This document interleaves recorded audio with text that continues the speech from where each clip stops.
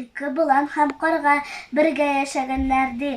Һәр таңда алар төрле якка азык эзләп чыгып китә торган булганнар, ә кичләрен җыелышып берсенә күргән-белгәннәрен сөйләгәннәр. Бер көнне төлкенең авы уңмаганы, ачы калган төлкенең тук корсаклы боланга ачуы чыккан. Көнләшүеннән нишләргә белмичә, улым боланга болай дигән: «Әй, дустым, туганым, кояш баеган якта шундый бер урын бар.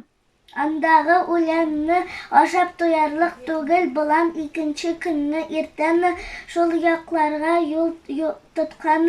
Бара торгач, арыш басуына килеп чыккан. Буын һәм тозакка элеккән. Кичен төлке белән карга өйләренә кайткан, ә болан юк та юк икән. «Кайда йөрер икән бу?» дип хәйләкәр төлкедән сораган карга. Төлке күзен кысып кояш баеган якка күрсәткән. Карга шунда очып киткән.